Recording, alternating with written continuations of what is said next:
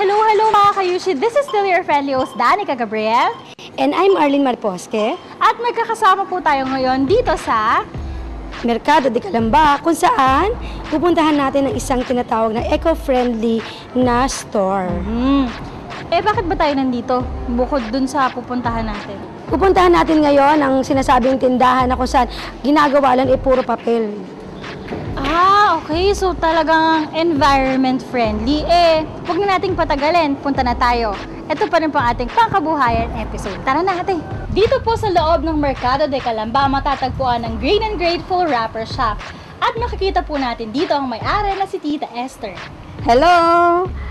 Ako po si Esther Paa, ang may-ari nitong Green and Grateful Wrapper Shop. At ito po ang aking mga gawang nakakaiba sa lahat. Nagawa sa mga environmental na kalikasan ng ating panahon. Nayari sa mga iba't ibang klase. Merong mga papel na yari sa boxes, merong dahon na yari sa bulaklak, at mga ribbon na yari sa dahon. Sige po, nais po namin makita kung paano po ba ginagawa po pag mga products po natin ito, kung paano ito ginagawang magandang box. Ito po ba ay madaling gawin? Oo, madali lang to, lalo na kung talagang interesado ang gumagawa. Katulad nitong gawa ko, itong hawak kong ito ay Puselites grass. At ito rin. At ito naman, itong mahabang stick na ito ay twig na hinahanap na ginagawang stem para sa bulaklak na gagawin ko. At ito ay gawang kahoy. Itong bulaklak na ito na yari sa kahoy. At ito naman ay yari sa sinasabi kong dahon na guyabano at saka itong bofree. At lahat ito ay gagawin natin bouquet na napakasimple at madaling gawin. At gagamit tayo ng cocomat. Ito ang cocomat. At ito yung papel na black. At ito naman ang non-woven paper na ibabalot natin sa ating bouquet. Sige, panoorin natin. Pag-aralan natin kung paano itong ginagawa ni Tita Esther. Sige, umpisahan ko na para makita nyo kung paano gagawin ito. Napakadali lamang. Okay. Ito ang ating Puselites na grass at ipapatog natin ito sa gitna at ipapailalim natin.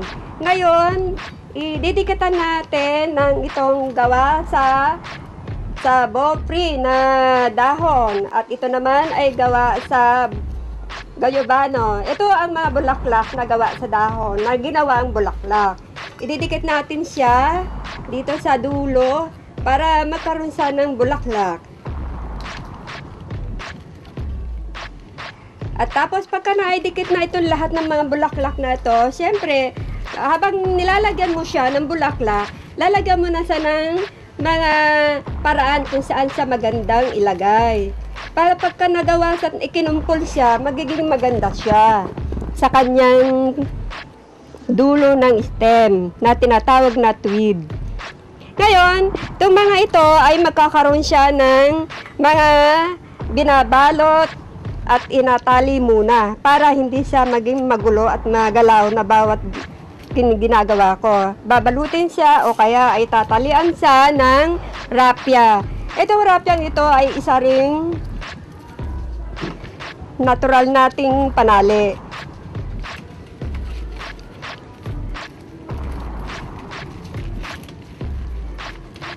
Habang ginagawa ko ito, itong mga ito ay unti-unti na siyang ilalagay natin sa isang papel. Nagagawa tayo ng isang papel upang dito siya isasalin. Ngayon, pagka nasalin na siya dito sa lugar na ito, upang ang kanyang korte ay mapaganda pa rin natin. Makikita natin dahil kasi ay siya'y black na papel, mailalagay pa natin ng iba pang mga bulaklak na magkakaroon sa ng buhay. So, Tita Esther, ano po ba itong ginagawa natin? This is a bouquet? Oo, ito ay isang maliit na bouquet pang single. Para sa ibibigay mo, halimbawa, bibigyan mo ang iyong minamahal na ina o iyong minamahal mong kapatid na magugustuhan niya dahil sa ito ay natural Oo nga, siya ay hindi press, pero matagal siya. Matagal ang buhay niya para kahit kailan niya gustong tingnan, makikita niya palagi na buhay ang kanyang bulaklak. Yung po bang mga design natin flowers, pwede po bang iba't ibang kulay ito? Pwede kayo mamili ng klase ng bulaklak na ilalagay dyan? Pwede hong mag-iba-ibang kulay, pwedeng isang kulay, at pwede rin iba-iba o assorted. Lahat po yan ng kung ano man ang gusto ng ating customer, siya yung masusunod. Dahil dito sa aking paninda ay hindi na siya kailangan na ako ang pipili. Ang pipili dito ay yung mismo ang customer dahil sa kanya magagaling kung ano yung kanyang idea na pwedeng gawin. Dahil dito sa aking paninda, marami siyang marami mapapipili ang bulaklak. Ang tanong ko naman, Tita Esther, paano niyo po yan pinipresyohan? Dahil meron pong bulaklak na malaki at meron pong maliit. So, kapag po ako ang pipili na customer, ang presyo po ba niyan per bulaklak or per bouquet? Ang presyo nito ay per bulaklak. Halimbawa, kung ito ang pinili mo, 10 piso lang siya. Ito, 6 na piso. Itong maliliit na to, 3 piso lang siya. Ngayon, itong stem na mahaba na pinagdikitan ko ng bulaklak, ano lang siya, piso lang siya. Dahil sa 3 stem, 3 piso lang siya. Wow! Oo. Very affordable pakinggan. Talagang affordable ito. Dahil kasi kung hindi gagawin natin maging affordable ito, hindi mauubos ang aking paninda. Alam mo ako, Ate Erlyn, personally, kesa bumili ako nung roses na 50 pesos ang isang tangkay, no, bago ka makabuo ng madami, kailangan mo ng magkano, malaking halaga, mas pipiliin ko na to. Kasi at least, pwede mo siyang gamitin na decoration sa bahay. Kasi itong ganitong bouquet, ito kasi pag dinisplay mo sa bahay, hindi ito nalalanta, Yes. nagugulok. So pag dinisplay mo siya, lagi mo pa rin siya makikita na ito yung sasabihin mo, ibinigay ko sa kanya last year. So talagang makikita mo na talaga andun pa rin siya. Ito yung magiging souvenir mo para dun sa taong minamahal mo. Oo. At bukod sa medyo affordable na nga siyang pakinggan, eco-friendly pa, mukhang mamahalin pa. Correct. No? Alam mo, hindi lang yun ang ginagawa ni Tita Esther dito. Marami pa siyang gagawin na ipakikita sa atin. Mga produkto niya ginagawa So, dito. ibig sabihin, hindi lang pala decorations ang nagagawa dito. Meron ding mga nagagamit natin. Pwedeng gamitin sa outing, pwedeng gamitin sa pang-araw-araw na buhay. Tama ba? Pwede. Okay, ito na ang ating finished product. O, diba? Mga kaibigan, ito na, natapos ko na ang aking nagawang bouquet. Ito ay simple-simple lang, pero tignan nyo naman, elegante, di ba ho? At magkano ho ba abutin pag ganang isang bouquet? Ito ay mura lang. Dahil sa mura lang ang presyo, nagkakahalaga lang siya ng 100. 100 lang siya. Kung ito bibili mo ng sa pwesto, lalo na sa mga mall, ito ay magkakalaga ng 300. Oo. Pero kung sa akin, 100 lamang to. Pero kung bibilin mo fresh, 50, 50, 50. Oo, correct. Di ba? Talagang madi-display mo pa siya sa bahay mo. Ito ba, hindi naman siya nalalanta, talaga yung parang nasisira pagdating ng panahon. Talagang ganyan na siya. Hindi. Ito hindi nasisira. Kung ito'y masira man, talagang aabot ng taon. Kung gusto mo pa siyang maging maganda, ilagay mo siya sa isang bouquet o vase na itatayo mo siyang ganon, ay tuwing may madarati kang mga bisita, ito unang makikita nila. Napakaganda. Babatiin ka kagad. So, gumagawa din kayo ng para sa kasal, ng mga para sa ninong, yung corsage, Oo. or for the booths, yung mga stems for 18 roses, gano'n. Gumagawa pa rin ako noon. Mga magkano yung halaga ng gano'n? Kung ito ang pagbabatayan natin, itong mga dry flower na ito, ay malaking kamurahan nila. Dahil kung ang press na flower ang gagamitin, napakamahal talaga ng press. Pero kung ang gagamitin ay itong mga dry flower na ito, napakamura, malaking kabawasan sa kanilang budget. Halimbawa, ang corsage, magkano? Kung ang corsage ay ito ang gagamitin natin, itong maliit na to, o kaya yung mas maliit pa dito, 10 piso lang siya. Sa pag-order ho, ganito po ang aming arrangement. Kung depende po ang order nila ay 100 pieces, ito po ay magagawa namin. Bigyan lamang po kami ng 4 to 3 days ay pwede nilang pick upin din sa aking stall. At una naman ang gagawin muna dito, 50% down payment at 50% upon delivery o upon pick up. Alright. So, napaka-interesting nung ginagawa niya, ate, no? Na ito pala ay gawa sa guyabano, ito pala gawa sa kahoy. Ang galing. Ito na po natin ang ipapakita ni Tita Esther na isa sa kanya mga products. Oh, Ito po, isusunod ko ipapakita sa inyo mga kaibigan. Ito ay isang tela, ito ay isang box, at ito ay isang rosas. At ito ay gawang dahon pa rin siya at aking tag. Ang tawag dito sa gagawin ko ay isang Japanese wrap. Ang okay. tawag dito ay basic scary box.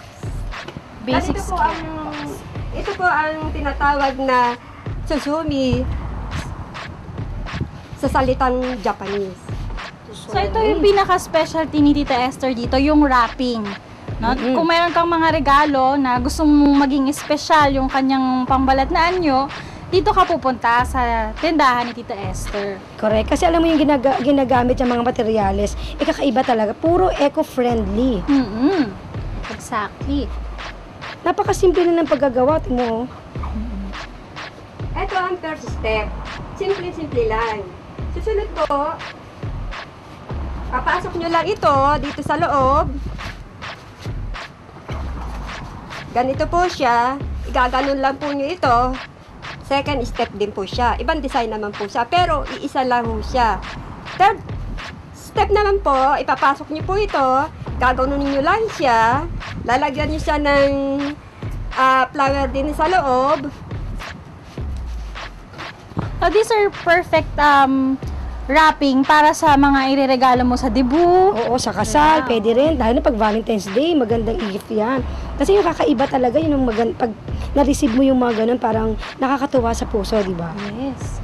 O, kasi Ito talagang... na po yung pang third step na pag-wrapping nito. O, di ba ho? Iisa lang ginamit mo, pero tatlo ang mapapakita mong design. Okay, magkano naman po yung ganyan? Mura rin po ito.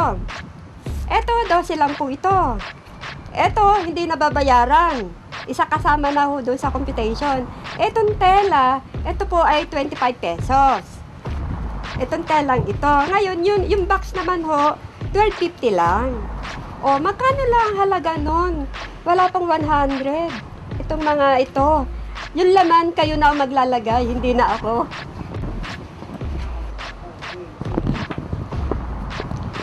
Ito po, kung meron po tayong ikakasal, ito po ang pinakamagandang design para sa ikakasal. Halimbawa po, ang kanya motif ay fuchsia. Ito po ay nagsasabing ang kanilang motif ay fuchsia.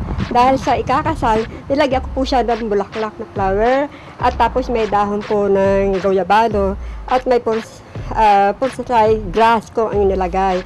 Ngayon, pagka nakita po ito ng kanyang niregaluhan, matutuwa po siya kasi kakaiba.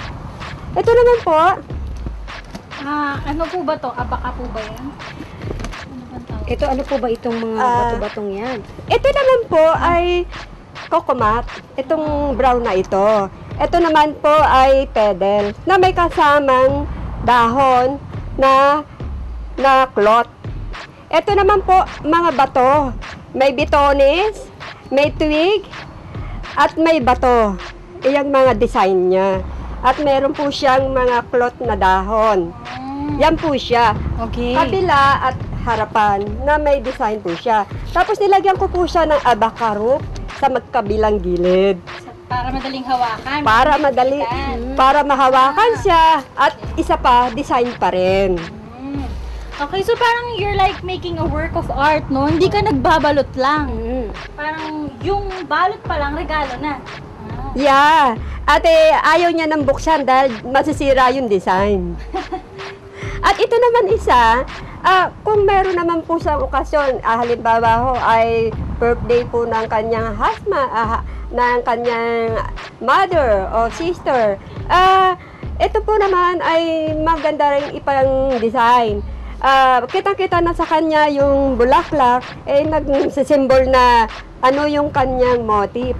At ito po ay yung porcelarized na grass, may dahon. At ito naman po ay abaka. Itong nakabilot na ito, abaka po siya.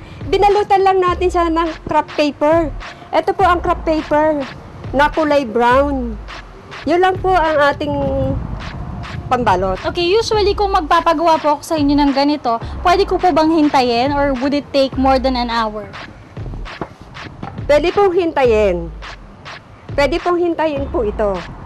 Kung nagmamadali ho siya, madali po siyang magawa. Yun. Yun po bang mga ganito mga bato or mga botones po ba? Pwede po kami mamili din kung anong gusto namin ilagay na design. Yes! Pwede po kayo makapamili na ano-ano mong bitones. Kasi meron po akong bato na black, white, at meron na akong bitones na black, white, at meron din akong bitones na coco na bitones. Itong gusto kong panregalo. Tapos ang laman nito mga worth 5,000, di ba? Mas maganda, Ate Arlene, kung ganito kalaki, tapos ang laman sa loob, cash. Mas maganda yon. Okay. Pwede po yun. At ito naman ang mga produkto naman ni Tita Esther, nakakaiba pa rin ang design. Ayan, makikita natin. Etong design nito, makikita mo na kagad kung sinong bibigyan. Kasi dahil mayroong butterfly, ibig sabihin lalaking bibigyan. dahil sa lalaki siya, simple-simple lang pero elegante ang design niya. Di ba ho? At ito naman, Sige. So, ang pwede po ba lang ilaman doon, brief? pwede. Ito naman, At ito naman, mga mahilig sa tahong. hindi po. Ang pinakikita din sa design na to, ito ay isang seaman. O nagtatrabaho sa dagat. O nagtatrabaho sa ibang bansa. Dahil sa may lubid, at merong rapya, at merong mga bitones, at saka itong tahong, ibig sabihin, ang design niya ay nagtatrabaho siya sa ibang bansa, nagtatrabaho siya sa dagat, sa barko. Kaya, hindi pa niya nabubuksan, alam niya ng mga tao ay yung pagbibigyan nito ay isang seaman, isang nagtatrabaho sa ibang bansa. At bukod doon, meron pa akong inilagay dito ng mga shell. Ito po at may mga lubid na design siya. Ito po ay abaka, ito ay craft paper lang, at ito ay tahong, at ito ay bitones. Simple lang, simple lang aking design, pero elegante, naiiba. Ito naman. Curious ako muna. Teka lang. Ano pong nilalaman dyan? Ito naman, dahil sa bilog siya, ito ay isang malaking alkansya. Na pagka binuksan ito, ibig sabihin, magtipid siya para sa kanyang kinabukasan. At dahil maraming sticker siya, ibig sabihin ng mga sticker na ito, ang pagbibigyan nito ay isang teenager na pagdating ng kanyang college, meron siyang madudukot. Okay, akala ko lalagyan siya ng alak. Oo, ito po isang ito. Parang ano po ba pwedeng ilagay po dito sa maliit na balutan na yan? Ito namang maliit na box na ito, pwede lagyan siya ng wallet. Dahil sa wallet sa pambabae, nilagyan ko siya ng heart. Dahil sa heart siya, ibig sabihin, nagmamotive na siya, babae ang pagbibigyan nito. May flower siya. Itong flower na ito ay balat ito ng kukon o ng bulak, itong flower na ito. Tapos meron siyang rapya at meron siyang flower na bulaklak na gawa sa koko. Ito. So, meron na pala tayong designs to choose from. Aside from, pwede rin tayong mag-create ng idea natin. Pwede din tayo pwede din tayo mamili ng mga bagay na ilalagay doon sa box. So dahil sa tulong ni Tita Esther, ilalagay natin sa ibabaw yun. Parang re-regalo natin. Tama. Yes. Okay, let's move on. Ito naman ang kanyang mga kakaibang giveaways. Yes, ito yung mga ginagawa ni Tita Esther through eco-friendly materials. Yes. Okay, so ito, pwede nating giveaways kapag may debut, tama ba? Ito yung isa, para saan naman to? Ito ay para sa dibu. Ang kanyang motive is fuchsia o pink na pwede natin ilagay dito. Sa kanyang nasa loob nito ay towel. Ang tawag dito ay cupcake towel. Ang design niya, may bato siya at meron siyang koko na nasa loob na bitones. At meron siyang leaves at meron siyang papel na binalutan. At ito ay pang-giveaway sa magdidibo, pwede rin sa wedding, pwede rin sa may birthday. At para mas maging eco-friendly tayo at hindi naman po maubos ang puno sa ating mga paligid, ito pong ipinapakita namin sa inyo ngayon ay hindi po gawa sa papel. Gawa po ito sa cornstarch. Talaga? At itong isang ito naman, ay gawa naman ito sa papel naman. Yes. Oo. So, these are the substitutes ng mga styro. Diba? Yes. Ang lahat po nitong makikita nyo na bukod dito, ito ay gawa sa cornstarch. Na ito ay alternative na kapalit sa styrofoam, sa mga plastic. Meron po tayong kutsara, tinidor, spoon na maliit, at stirrer. May kutsilyo pa tayo. At may mga baso-baso pa tayo rito nagagawa. The good thing about this is that pwede mo siyang gamitin for 3 times, Yes. 4 times, di ba? Unlike ng mga styro na kapag binili mo, talagang disposable. So, pagkagamit mo, tapon talaga agad. Yes. Ito pwedeng hugasan. Yes. Okay. Okay, para medyo hindi tayo nag-iisip masyado kung ano bang dapat iregalo, kung ano bang magandang design. Nandito si Tita Esther at ang kanyang shop para sila na yung gumawa para sa atin. So, hihintayin na lang natin. At hindi lang nila basta gagawin dahil gagawin nila ito ng kakaiba. At talagang sikat ka dun sa regaluhan mo. So, matatandaan yung regalo. Correct ka dyan, kasi mamimili ka pa ng mga materyales dito sa shop ni Tita Esther kung ano yung gusto mong ilagay. Speaking of materials, pwede nating iikot around yung camera para makita natin kung ano-ano nga ba yung nasa loob ng kanyang shop. Nako, Tita Esther, maraming salamat po sa pag-accommodate ninyo sa amin dito. At maraming salamat sa inyong time at sa pagpapakita sa amin ng konting secrets kung paano nga ba ginagawa yung mga tinda ninyo dito. Opo, mga kaibigan, itong mga ginawa ko ay hindi naman po secret. Kung gustong matuto at gustong gawin at gusto nilang matutunan, pumunta lang sila din sa aking shop at pwede ko po silang maturuan. Wow! Wow, pwedeng-pwede pala tayo doon. Oo. Opo. Pwede pala tayo magtayo ng ganito tabi ni Tita Esther. Joke. Thank you so much, Tita Esther. At sa ating mga kayushi, kung nakita ninyo yung at nagandahan kayo dun sa kanyang mga products, pumunta lamang kayo dito sa Mercado de Calamba. At saka para dito sa mga pinagbabawal na plastic, ngayon puro eco-friendly lang po talaga matatagpuan nyo dito sa shop ni Tita Esther. So, nakagawa ka na ng maganda, nakatulong ka pa sa environment, mura pa yung binayaran mo, ano pa ba ang hahanapin mo? Siyempre, this is still your friendly host, Danica Gabriel. I'm Arlene Mariposque, Dito po sa ating pangkabuhayan segment, of course, you are still watching Umbrella Friend!